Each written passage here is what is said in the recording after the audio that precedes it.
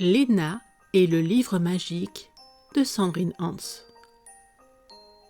Il était une fois une petite fille appelée Léna. Léna était très timide. À l'école, elle était une excellente élève. Elle comprenait tout et connaissait souvent les réponses aux questions de la maîtresse. Mais elle n'osait jamais lever la main. Elle restait silencieuse, persuadée qu'elle n'était pas assez intelligente.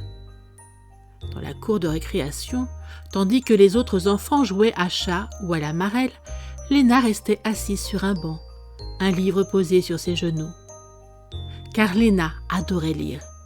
Les livres étaient ses meilleurs amis. Elle lisait tout le temps, après l'école, le week-end et même parfois la nuit sous sa couverture avec une lampe de poche. Un jour, alors qu'elle explorait la bibliothèque de l'école, elle tomba sur un livre étrange. La couverture brillait comme si elle était faite de poussière d'étoiles, et le titre était écrit en lettres dorées. Le voyage des rêves. Curieuse, Léna le ramena chez elle et le soir dans son lit, avant de s'endormir, elle ouvrit le livre. À peine avait-elle lu la première page qu'une lumière douce enveloppa la pièce. En un clin d'œil, Léna se retrouva transportée dans un monde merveilleux. Ce pays imaginaire était comme un tableau éclatant.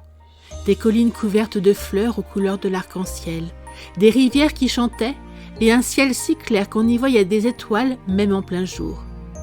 L'air était parfait, ni trop chaud ni trop froid. Léna se sentait légère, comme si elle flottait. Elle marcha un peu et rencontra des créatures extraordinaires.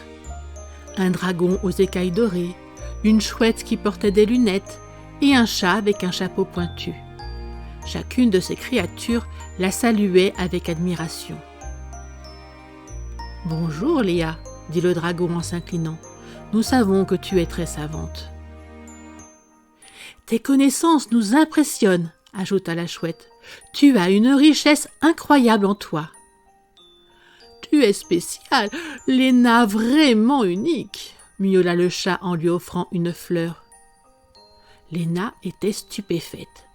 Elle n'avait rien dit, mais il savait tout d'elle. Ici, elle n'avait pas besoin de parler pour être reconnue.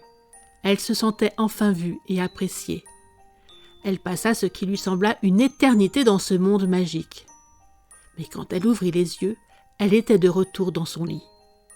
Le livre magique reposait à côté d'elle. Était-ce un rêve?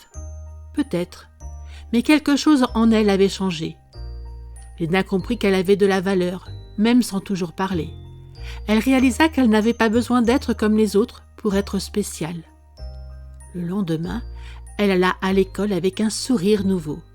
Elle prit son livre magique dans son sac et à la récréation, s'assit avec d'autres enfants.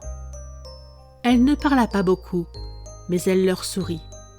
Et petit à petit, elle se mit à participer à leur jeu. La maîtresse, étonnée par cette nouvelle Léna, découvrit bientôt ses talents. Léna adorait non seulement lire, mais aussi écrire des histoires pleines d'imagination. Les années passèrent, et Léna grandit. Sa timidité ne disparut jamais tout à fait, mais elle n'en avait plus peur. Elle devint maîtresse d'école, une maîtresse douce et attentive. Elle avait un talent particulier. Elle savait aider les enfants timides à croire en eux, tout comme elle avait appris à croire en elle-même. Et dans un coin de son bureau, il y avait toujours un livre brillant comme la poussière d'étoiles, Le voyage des rêves. C'est fini. Merci d'avoir écouté cette vidéo. Si cette vidéo t'a plu, tu peux mettre un pouce. Tu peux également t'abonner à la chaîne, c'est gratuit. À bientôt!